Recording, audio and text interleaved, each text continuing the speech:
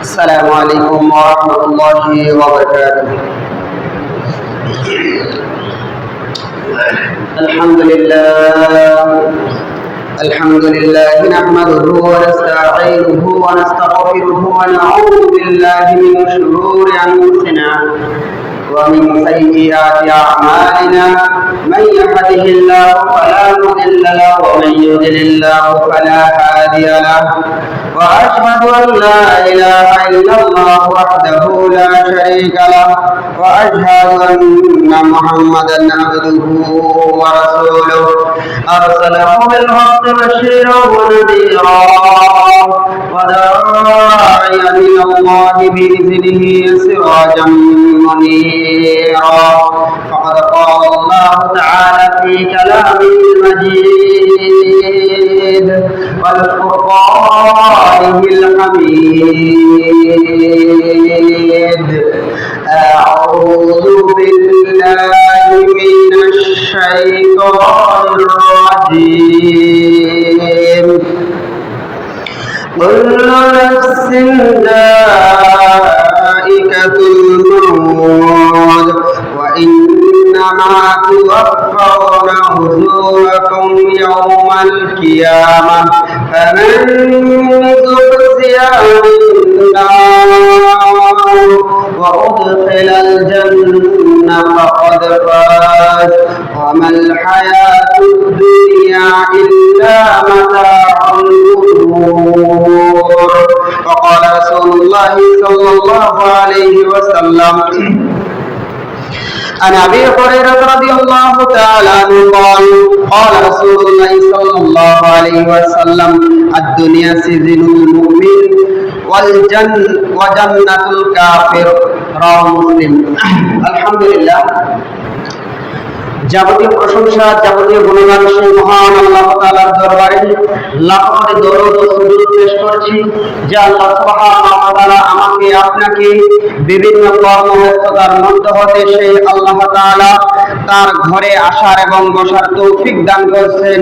সুস্থ শরীরে সকালে বলুন, এক বাক্যে বলুন আলহামদুলিল্লাহ। সেই সাথে লক্ষ কোটি দরুদ সাইয়্যিদুল মুরসালিন খাতামুন নবিয়্যিন মা আমিনার নয়ন মুনি, যার জীবন আদর্শকে বাস্তবায়ন করা প্রত্যেক মুমিন নর নারীর দায়িত্ব এবং কর্তব্য। সকালে বলুন আল্লাহুম্মা সাল্লি আলাইহি আল্লাহুম্মা বারিক আলাইহি। সম্মানিত প্রিয় উপস্থিতি, খানপুর বাজার কেন্দ্রীয় জামে মসজিদ খানপুর সদর দিনাজপুর, আজকে এই জুমার খুতবার বিষয় বা আলোচনার বিষয় যে বর্তমান সমাজে বা প্রকৃত সুখী কে, এ বিষয়ে আমি আপনাদের সামনে এক তত্ত্ববহল আলোচনা করার চেষ্টা করব। ওমা তৌফিকি ইল্লা বিল্লাহ। সম্মানিত প্রিয় উপস্থিতি,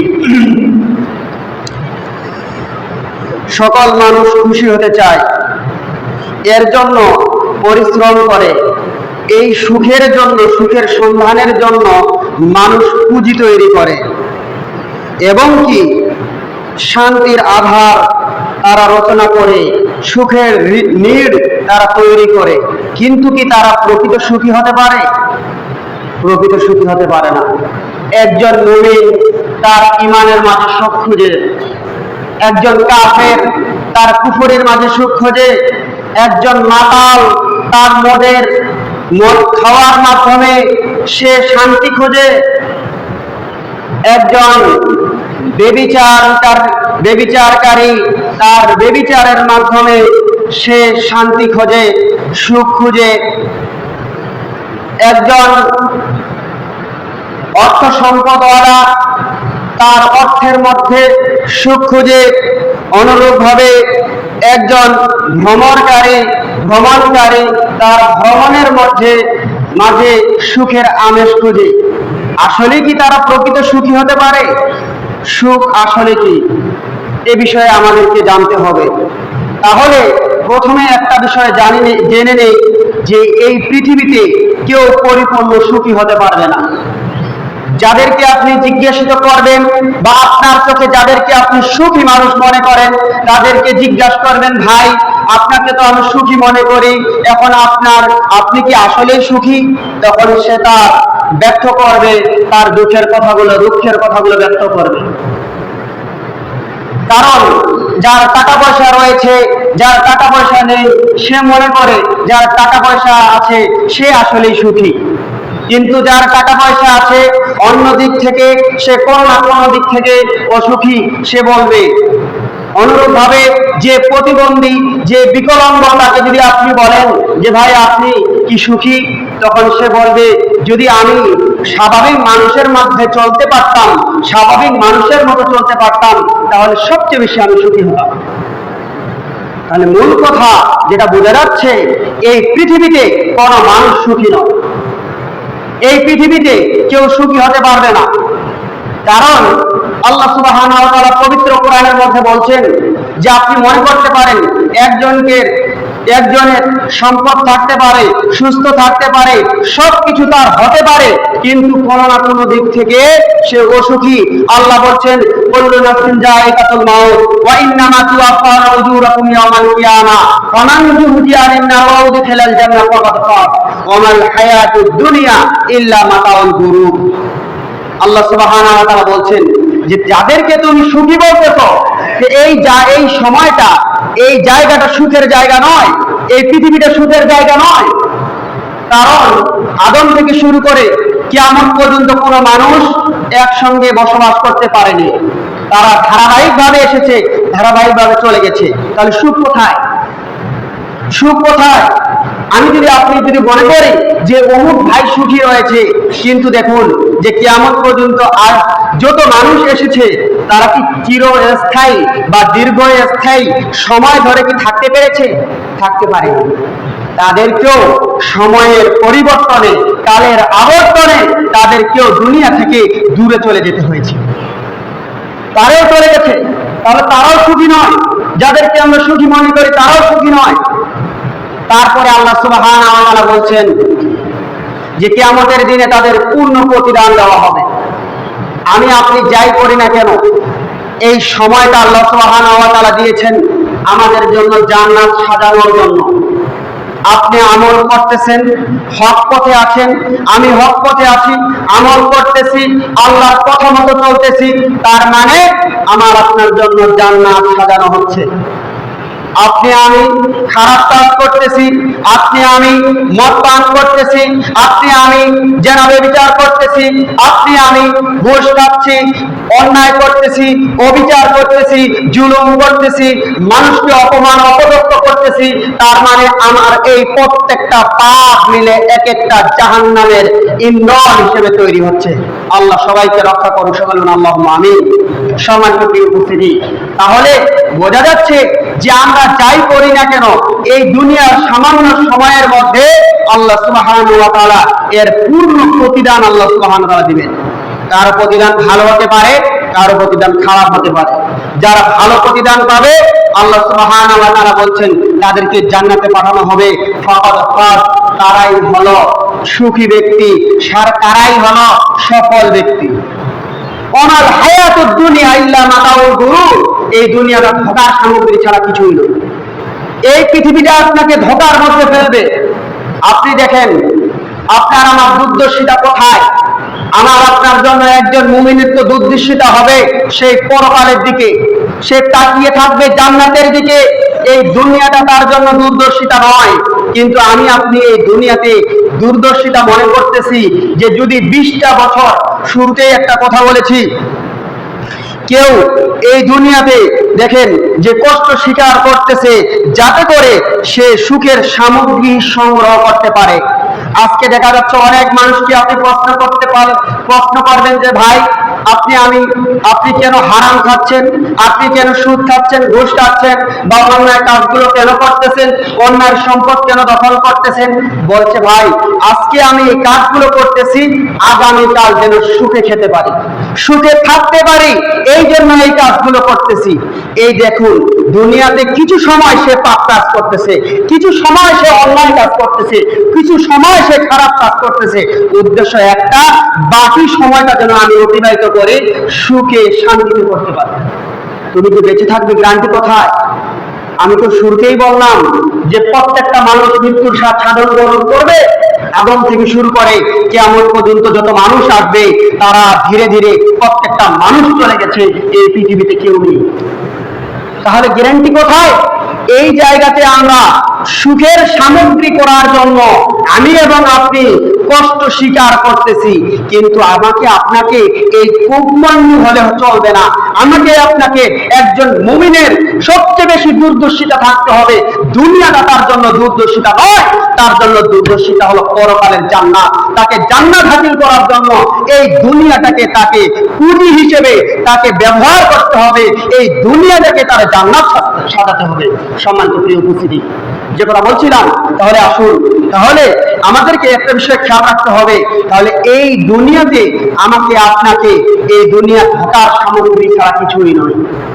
কারণ আপনি এই 5 বছর 10 বছর 20 বছর কষ্ট করতেছেন বা খারাপ কাজগুলো করে সংকট করে যাচ্ছেন, বাকি সময়টা আমি ভালো খাবো করে, কিন্তু আমার আপনার জন্য গ্যারান্টি নেই, কিন্তু আমার আপনার জন্য দূরদর্শিতা নয়। কারণ পরকাল সুখী তো সেটাই যেটা শুরু আছে শেষ নাই, এটাই হলো সুখের জীবন। আল্লাহ সুবহানাহু ওয়া তাআলা কুরআনে আল্লাহ সুবহানাহু ওয়া তাআলা জানিয়ে দিয়েছেন। তার মধ্যে দেখুন আল্লাহ সুবহানাহু ওয়া তাআলা এই দুনিয়ার কথা আল্লাহ সুবহানাহু ওয়া তাআলা বলছেন।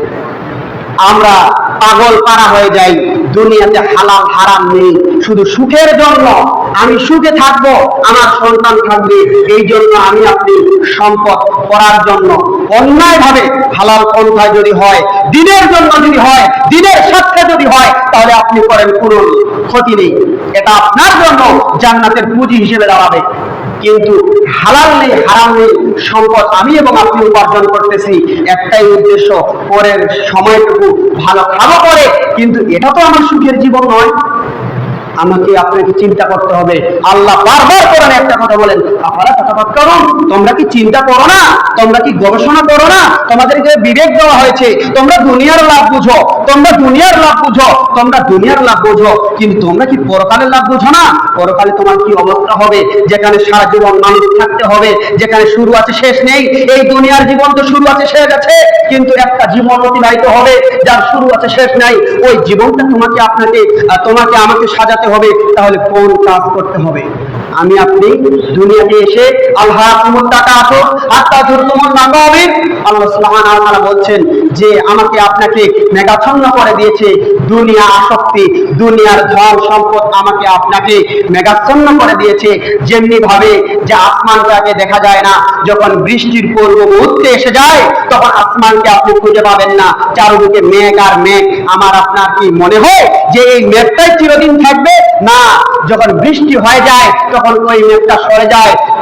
অনুরূপ ভাবে আল্লাহ সুবহানাহু ওয়া তাআলা পবিত্র কোরআনে বলছেন যে তোমার এই দুনিয়া শক্তিটা কতদিন থাকবে? তখন আল্লাহ সুবহানাহু ওয়া তাআলা বলছেন হাত্তা যুরতুমুল মাকাবির, যতক্ষণ না তুমি কবরে না যাও এতক্ষণ পর্যন্ত তোমার দুনিয়া দুনিয়া দুনিয়া আরো লাগবে, আরো লাগবে, আরো লাগবে। হালাল হারাম নেই, শুধু খালি অর্জনই করতে হবে, এটা আমার আপনার জন্য চাওয়া এবং পাওয়া। কিন্তু আপনি কি তাকিয়ে দেখেছেন যে প্রত্যেকটা মানুষ 3টা কাপড় নিয়ে দুনিয়া থেকে বিদায় হয়েছে? আমি আপনি কি চিন্তা করে দেখেছি যে প্রত্যেকটা মানুষ 3টা কাপড় নিয়ে দুনিয়া থেকে বিদায় হয়েছে?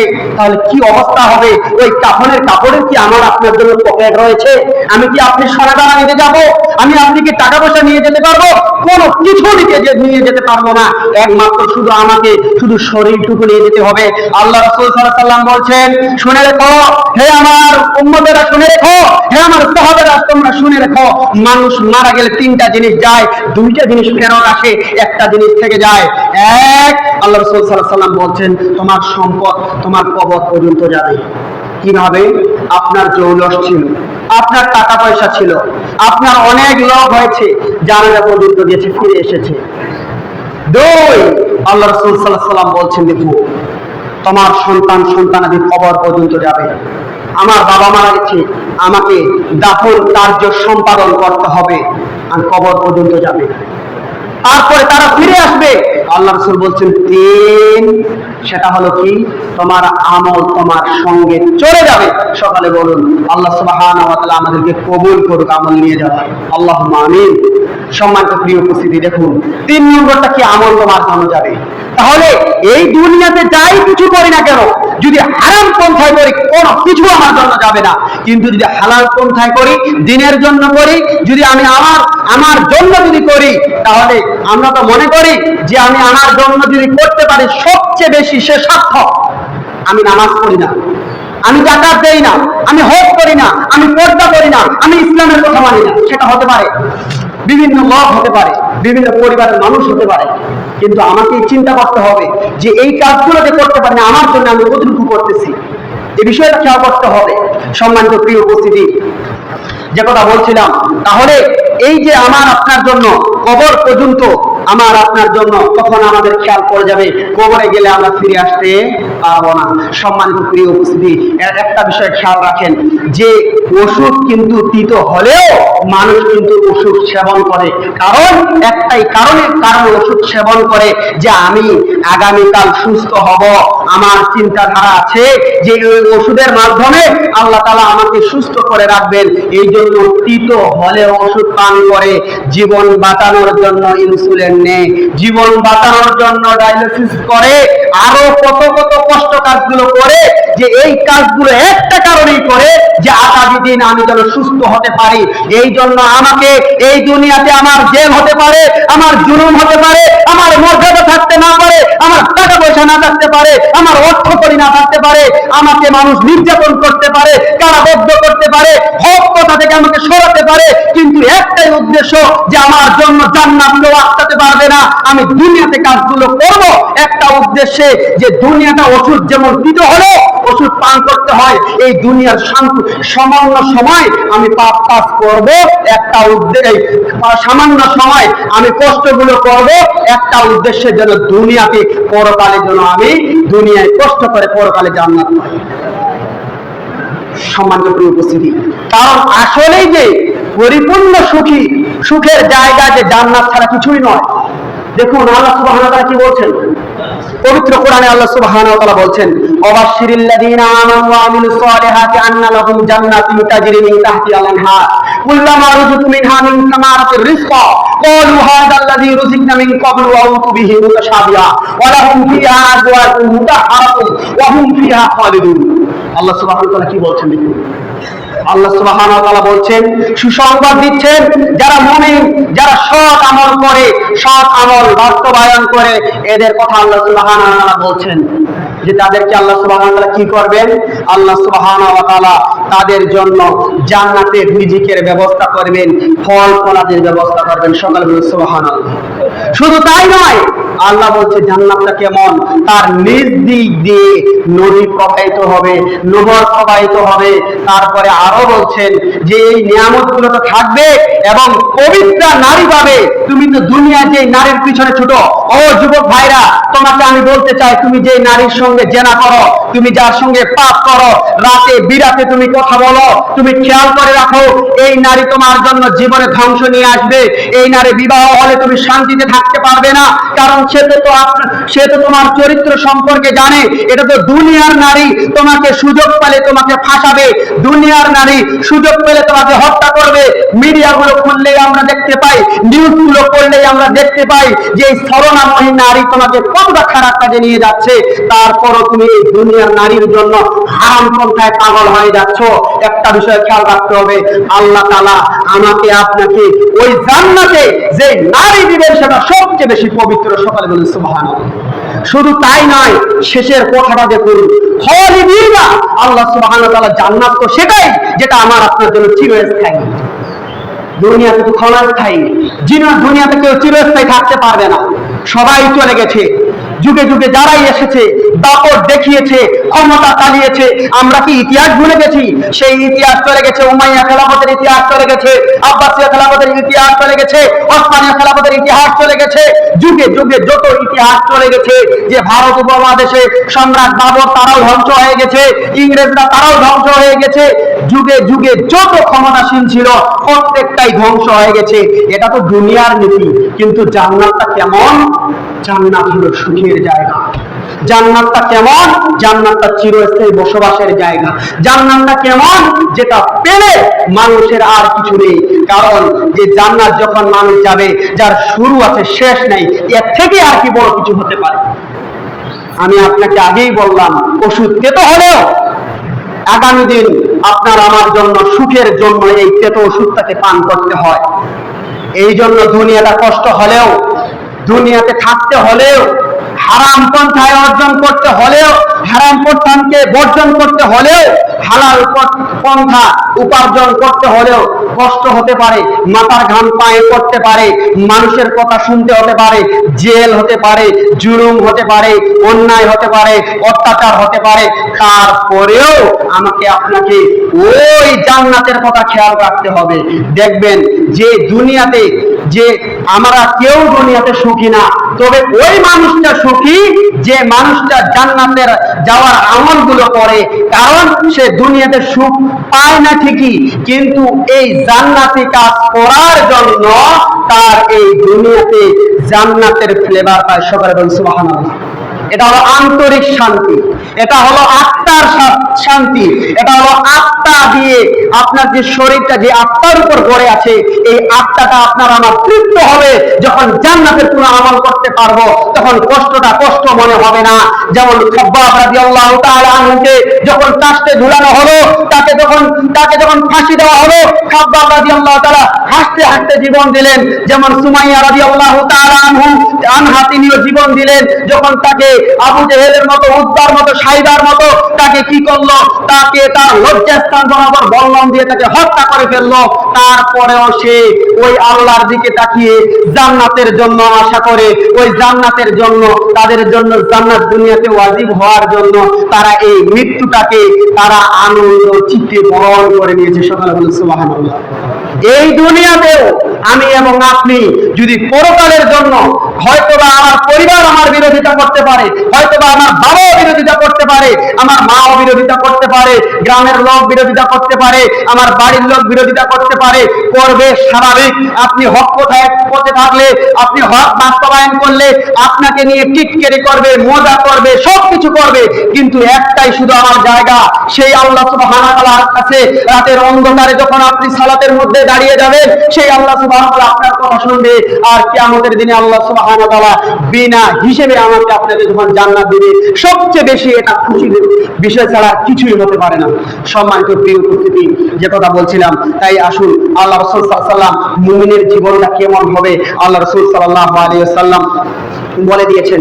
মুসলিমের মধ্যে হাদিসটি এসেছে, আল্লাহ রাসূল সাল্লাল্লাহু আলাইহি ওয়াসাল্লাম বলছেন যে আন আবি হুরায়রা রাদিয়াল্লাহু তাআলা আনহু قال قال رسول الله صلى الله عليه وسلم الدنيا سجن المؤمن ওয়া জান্নাতুল কাফির। আল্লাহ রাসূল সাল্লাল্লাহু আলাইহি ওয়াসাল্লাম বলছেন যে এই দুনিয়াটা মুমিনের জন্য হলো জেলখানা, আর কাফেরের জন্য জান্নাত। একথা কেন বললেন?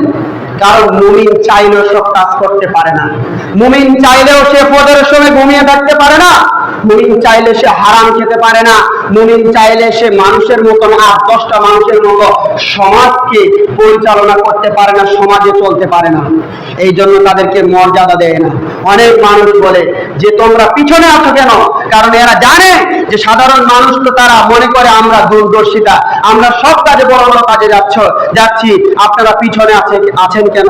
কারণ সবচেয়ে বেশি যার কোরআনের জ্ঞান রয়েছে, হাদিসের জ্ঞান রয়েছে, দ্বীনের জ্ঞান রয়েছে, সবচেয়ে বেশি সে দূরদর্শিতা।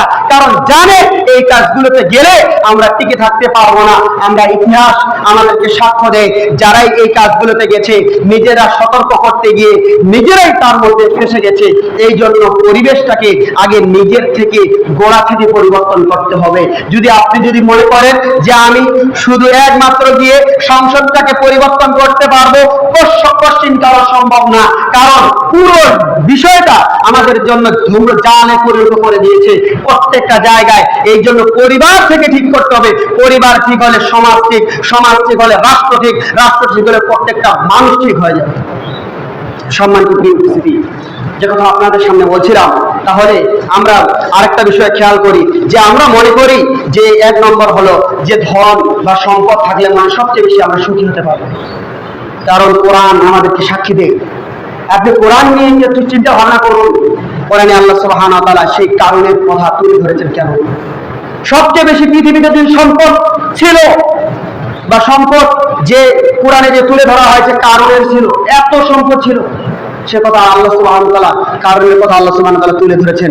আল্লাহ বলছেন ফাখরাজা আলা কওমি ফি জিনাতি ওয়া ক্বালা আল্লাযীনা ইউরিদুনা আল হায়াতাদ দুনিয়া ইয়া লাইতা লানা মিসলা মা উতিয়া কারুনা ওয়াইলাকুম ওয়াইলাকুম, আল্লাহ সুবহানাহু ওয়া তাআলা তার আগে আরো আল্লাহ তাআলা বলেন ইন্নাহু লাযু হাজ্জুন আযীম ওয়া ক্বালা আল্লাযীনা উতুল ইলমা ওয়াইলানা ওয়াইলাকুম। আল্লাহ সুবহানাহু ওয়া তাআলা বলছেন যে কারুনের যে ধন সম্পত্তি ছিল, কারুনের যে অর্থকড়ি ছিল, এইগুলো যে ছিল থাকার পরে তার যারা সম্প্রদায়, তার সাথে সঙ্গী যারা ছিল তারা কি করত, তারা নিজেদেরকে দুঃখ প্রকাশ করত। তারা বলতো যে যদি আমাদের এরকম সম্পদ যদি থাকতো তাহলে কতই না ভালো হতো। কিন্তু আল্লাহ সুবহানাহু ওয়া তাআলা জানিয়ে দিয়েছেন যাদের সামান্য জ্ঞান ছিল, যাদের জ্ঞান ছিল তারা কারুনকে ধিক্কার জানাতো। কারণ ওই সম্পদ কি আছে? এখন পর্যন্ত কি তার সম্পদ আছে? না। কারণ যাদের জ্ঞান ছিল না তারাই বলতো যে বাহ বাহ এত সম্পদ, কারণ যদি আমরা হতে পারতাম, যদি আমার হতো, তারা এই কথা বলতো। তাই সে অবশ্যই সুখী, সে অবশ্যই সুখী, এটা সে মনে করত, সাধারণ মানুষ মনে করত। কিন্তু যাদের জ্ঞান ছিল, যাদের বিদ্যা ছিল, যারা জানে, যাদের দুর্দশিতা ছিল, যাদের জান্নাত সম্পর্কে জানা ছিল, তারা তখন কি করলো? তখন বলছে যে কারণ ধ্বংসের দিকে হাত বাড়িয়েছে, কারণ তাকে ধিক্কার জানাতো, নোংরা চোখে তারা তাকাতো। সম্মানিত প্রিয় উপস্থিতি, কারণ আল্লাহ সুবহানাহু ওয়া তাআলা আল্লাহ সুবহানাহু ওয়া তাআলা বলছেন মা আগনা আন্নি মালিয়া।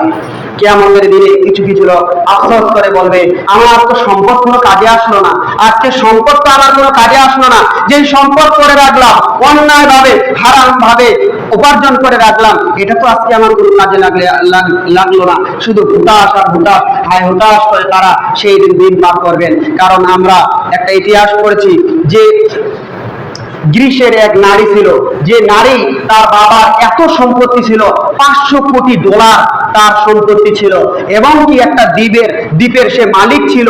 আবার এই দিক থেকে জাহাজ অনেক নৌকর, অনেক জাহাজ ছিল। অপর দিক থেকে এরোপ্লেনের সে ফ্যাক্টরি বা মালিক ছিল। এত কিছু থাকার পরেও তার বাবা মা তাদের মধ্যে বাচ্চা কাচ্চা হওয়ার পরে বিচ্ছেদ ঘটে যায়। সুখ কথা। তারপরে তার ভাই প্লেন নিয়ে খেলা করতে গিয়ে তার জীবন বিস্ফোরণ হয়ে প্লেন যখন বাস্ট হয়ে যায়, সেও দুনিয়া থেকে বিদায় হয়ে যায়। তার বোনের এত সম্পত্তি কি করবে? সে বিবাহ শাদী করলো, তাদের মধ্যে হতে এই সুখ নিয়ে আসতে পারলো না তার সম্পদ। কিছুদিন পর তাদের পরে ডিভোর্স হয়ে যায়। হওয়ার পরে সে অনেক দিন পরে একজন অমিনকে বিবাহ করলেন। তাকে বলা হলো যে আপনি এত সম্পদ মালিক হওয়ার পরে সাধারণ মানুষকে আপনি কেন বিবাহ করলেন, যেখানে যার নিজস্ব কোনো সম্পদ নেই? তখন বলছে সম্পদ মানুষের সুখ নিয়ে আসতে পারে না, সম্পদ মানুষের সুখ নিয়ে আসতে পারে না। কারণ ইলম আপনাকে আমাকে রক্ষা করবে, আর সম্পদকে আমাকে আপনাকে রক্ষা করতে হবে, না হলে জীবন চলে যাবে। এটা চরম বাস্তবতা। সম্মানিত প্রিয় উপস্থিতি, শুধু তাই নয়, যদি আমি এবং আপনি মনে করি যে এর মধ্যে ক্ষতির মধ্যে সুখ আছে, যদি আমি এবং আপনি যদি মনে করি যে ক্ষতির মধ্যে সুখ আছে, যে ধন সম্পদের মধ্যে সুখ আছে, এটাও না। যদি ক্ষতির মধ্যে সুখ থাকতো, কারণ যদি ক্ষতির মধ্যে সুখ থাকতো, আল্লাহ রাসূল সাল্লাল্লাহু আলাইহি ওয়াসাল্লাম বলছেন যে কাব ইবনে মালিক রাদিয়াল্লাহু আনহু বর্ণিত, তিনি বলেন যে দুইটি ক্ষুধার্ত নেকড়ে যদি কি করে ভেড়ার পাল ছেড়ে দেওয়া হয়, ভেড়ার পালে ছেড়ে দেওয়া হয়, তাহলে যতটা ক্ষতি করে তার চেয়েও বেশি ক্ষতি করে মানুষের ধন সম্পদ এবং ক্ষতি। একথা আল্লাহ রাসূল কেন বলেন? যে দুইটা ভেড়ার পাল, এই ভেড়ার পালের মধ্যে যদি বাঘকে ছেড়ে দেওয়া হয়, তাহলে বাঘ কি করবে?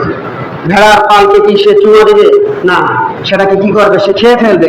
বলছে এইটা যতটা ক্ষতি না করতে পারে মানুষকে ধন সম্পদ সবচেয়ে বেশি ক্ষতি করে।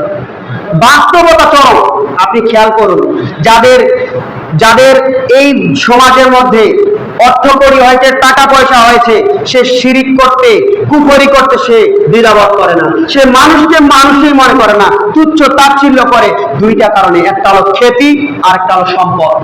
সম্পদের কারণে মানুষকে মানতে দ্বিধা করে না, মানুষের অন্যায় ভাবে সম্পদ গ্রহণ করতে দ্বিধা করে না, মানুষকে মানুষই মনে করে না। এই জন্য বলছে এই দুইটা সবচেয়ে বেশি ক্ষতিকারক জিনিস।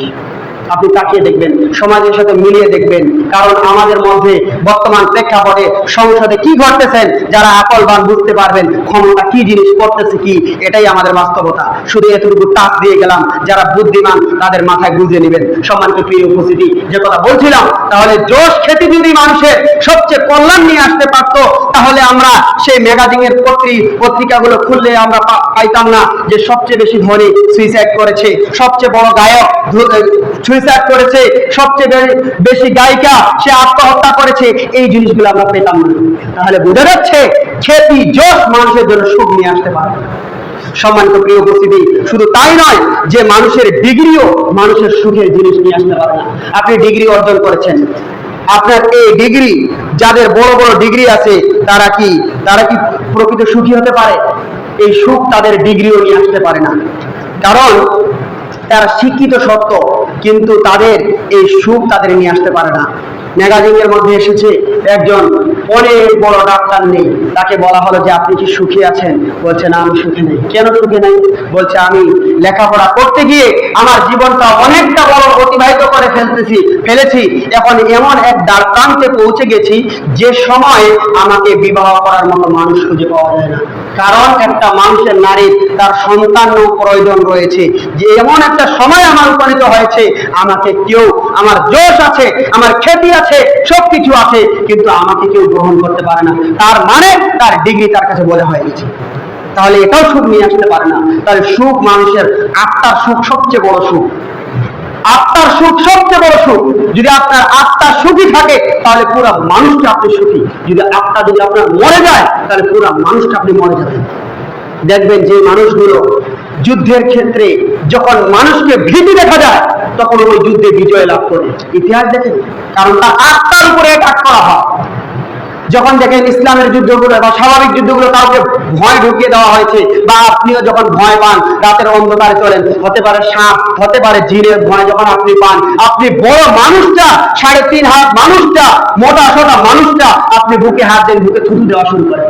মানে আপনার আত্মা সংকুচিত হয়ে গেছে, আপনার আত্মা মরে গেছে, আপনার আত্মা ভয়ে কাতর হয়ে গেছে, তখন বড় মানুষটা আপনি নিজেকে ছোট হয়ে গেছে। এই জন্য সুখ সবচেয়ে বেশি আত্মার সুখ। এই জন্য যে একটা কথা বলছেন, যে বিল গেটস একটা কথা বলছেন যে তুমি যদি সুখী হতে চাও, তার কথাটা আমি কোট করতেছি উপকারের জন্য, মানে কিছুটা উপকার রয়েছে, তবে কিছু খারাপ দিকও আছে। তিনি বলতেছেন যদি তুমি 1 মিনিটের সুখ চাও, 2 মিনিটের সুখ চাও, তাহলে একটা গান গেয়ে নাও। আমি সেটা বলবো না, তিনি তার দৃষ্টিকোণ থেকে বলছেন, তিনি একজন খ্রিস্টান। তারপরে বলছে যদি তুমি 1 দিনের সুখ চাও তাহলে তুমি কি করো, ট্যুরে যাও, সফরে যাও, একদিনে তুমি পিকনিক খেয়ে নাও, তাহলে একদিন খুব সুখ পাবে। তুমি যদি 1 সপ্তাহ সুখ চাও তাহলে ওই 7 দিন 8 দিন পিকনিক যায়, সেটাতে চলে যাও। আর যদি তুমি 2 মাসের সুখ চাও তাহলে একটা বিবাহ করে নাও, 2 মাস খুব সুখ শান্তি থাকতে পারবে। আর যদি তুমি সারা জীবন সুখ চাও তাহলে তুমি কি করো, আপন কাজে মনোযোগ দাও, তাহলে সারা জীবন তুমি সুখী হতে পারবে। আমি বলবো তিনি তিনার দৃষ্টিকোণ থেকে বলেছে যদি আমি যদি সারা জীবন সুখ চাই, ইহকালীন পরকালীন সুখ চাই, তাহলে আল্লাহর দেখানো, আল্লাহর বাতলিয়ে দেওয়া পথ, এই পথ অনুসরণ করি, জগতে আপনি আন্তরিকভাবে সুখী থাকবেন, পরকালে আল্লাহ সুবহানাহু ওয়া তাআলা আপনার জন্য সুখের আবাস জান্নাত তৈরি করে দেবেন। সকলে বলেন সুবহানাল্লাহ। সম্মানিত প্রিয় উপস্থিতি, আরো লম্বা বিষয় রয়েছে, দু একটা করে শর্ট করে দেব যে কথা বলছিলাম। তাহলে দেখুন, এইগুলো আমাদের সুখ নিয়ে আসতে পারে না। যে আরো যেমন বিষয় যেটা আমাদের মধ্যে সুখ নিয়ে আসতে পারে না, যশ খ্যাতি আমাদের জন্য সুখ নিতে আসতে পারে না, টাকা পয়সা আমাদের সুখ নিয়ে আসতে পারে না, অর্থ সম্পদ আমাদের জন্য সুখ নিতে আসতে পারে না, কোনো কিছু আমাদের জন্য সুখের বস্তু নয় বা আমাদেরকে সুখ নিয়ে আসতে পারে না। এই জন্য আমাদের একটাই সুখ, যদি আমি পেতে চাই তাহলে আল্লাহর দিকে, মুসলমান যারা রয়েছে যদি আল্লাহর কাজগুলো করতে পারে, ইহজগতেও সুখে থাকতে পারবো, পরজগতেও সুখে থাকতে পারবো। আল্লাহ বলছেন ফাযকুরুনি আযকুরুকুম আযকুরকুম আশকুরু লি ওয়া লা তাকফুরুন। যদি আপনি আল্লাহকে স্মরণ করি তাহলে আমাকে আপনাকে আল্লাহ তাআলা স্মরণ করবে, এবং আল্লাহ সুবহানাহু ওয়া তাআলার আল্লাহর স্মরণে যদি আমি কাজগুলো করি তাহলে আল্লাহ সুবহানাহু ওয়া তাআলা আমার আপনার জন্য জান্নাত রেখে দিবেন। সম্মানিত প্রিয় উপস্থিতি, যখন কিয়ামতের দিনে হবে অনেক মানুষ বলবে ইয়া লাইতানি কদ্দামতু লি হায়াতি, হায়াত আফসোস, আজকে কিছুই করতে পারলাম না, কি হলো, কিভাবে জীবন যাপন অতিবাহিত করলাম। যদি আপনি মনে করেন পদমর্যাদা আমার আপনার জন্য সুখ নিয়ে আসবে, এটা সুখ নয়। ক্ষমতা আপনার জন্য সুখ নয়। আমরা সেই ইতিহাস দেখেছি, 2011 সালের ইতিহাস দেখেছি, যাদেরকে আমরা বড় বড় আজকে মনে করতেছি সুখী, আজকে যদি ক্ষমতাটাই সুখী হতো তাহলে তাদেরকে কতভাবে নির্যাতন করা হয়েছে। একদিক থেকে আজকে তারা সুখী আছে, কিন্তু অপর দিক থেকে তাদের কারাবরণ, তাদেরকে কারা নির্যাতন কিভাবে করেছে, তারাও কোথায় সুখী? তারাও তো সুখী না। আজকে 5 বছর ক্ষমতায় আছে, আজকে সুখ আমরা মনে করতেছি হয়তোবা যদি আমি ডিসি হতে পারতাম, বা হয়তোবা আমি যদি এমপি হতে পারতাম, আমি মন্ত্রী হতে পারতাম, সবচেয়ে বেশি সুখে থাকতাম, চেয়ারম্যান হতে পারতাম। কিন্তু এই ক্ষমতাটা চলে গেলে আমার আপনার জন্য যারা ফেসিবাদ ছিল তারাও দেশ থেকে থাকতে পারেনি। তাহলে এটাও সুখের, পরিপূর্ণ সুখের ঠিকানা নয়। একটাই সুখের ঠিকানা, আল্লাহর কাছে যদি ফিরে যেতে পারি, মৃত্যুটা হলো এটার মধ্যে শান্তি রয়েছে। এই জন্য বিধর্মীরা জানে মুসলমানদের সাথে যুদ্ধ করলে আমরা পারবো না, কারণ জানে, বিধর্মীরা জানে মুসলমান কোনোদিন মারতে আসে না, তারা মরতে আসে। আমি মুসলিম মরণ কি করি না, মরণের সহিত বাঁচলে গেছে উভয় সমান, জেল যতটুকু শেষ যতটুকু, বাইরে যতটুকু ভিতরে যতটুকু, আমার উভয় সমান। একথা মুসলিম এই জন্য যায় যুদ্ধ করতে, কারণ জানে, মুসলিম জানে আজকে আমি ইসলামের জন্য যুদ্ধ করতে এসেছি, আমি পরিবার পরিজনের জন্য আসিনি। যেহেতু যুদ্ধ করতে এসেছি, আজকে যদি আমি শহীদ হয়ে যাই তাহলে আমার জন্য জান্নাত ওয়াজিব হয়ে যাবে। আমি যদি শহীদ না হয়ে যাই, গাজী হয়ে ফিরে যাই, তাহলে আমার জীবনের সমস্ত গুনাহ মাফ হয়ে যাবে। তাহলে আমার মরলেও কি বাঁচলেও কি, এই মরা বাঁচা নিয়ে যখন যুদ্ধ করে তখন ইতিহাস সাক্ষ্য দেয়, সেই খেলাফত গুলো সাক্ষ্য দেয় মুসলমানরাই তারা বিজয়ী লাভ করে। কিন্তু কাফের বেঈমানের পুত্র আছে, স্ত্রী আছে, সন্তান আছে, তারা পিছনের দিকে লেজ গুড়াতে শুরু করে, তখন তারা বিজয় লাভ করতে পারে না। সম্মানিত প্রিয় উপস্থিতি, যেহেতু সময় শেষ, আমি আপনাদের সামনে যে কথা বলছিলাম মেসেজটুকু এতটুকুই যে সুখ এই দুনিয়াতে পরিপূর্ণ কেউ সুখী হতে পারবে না। যারাই আমাদেরকে সুখী, যাদেরকে আমরা মনে করি তারা পরিপূর্ণ সুখী নয়, তারা কোনো না কোনো দিক থেকে তাদের দুঃখের কারণ আছে বা তারা দুঃখে আছে। এই জন্য প্রকৃত সুখ একমাত্র পরকালে, যেটা আল্লাহ সুবহানাহু ওয়া তাআলা অবধারিত করে রেখেছেন, সেটা হলো জান্নাত। এই জন্য জান্নাতে যাওয়ার যদি কাজগুলো আমরা করতে পারি তাহলে দুনিয়াতে সুখটা, কষ্টটা আমাদেরকে, ওই সুখের কারণে এই দুনিয়াটা আমাদের কষ্ট আর কষ্ট মনে হবে না। ওই জান্নাতের সুখের ফ্লেভার, ওই জান্নাতের সুখের গন্ধ দুনিয়াতে পাওয়ার কারণে দুনিয়াটা আমার আপনার জন্য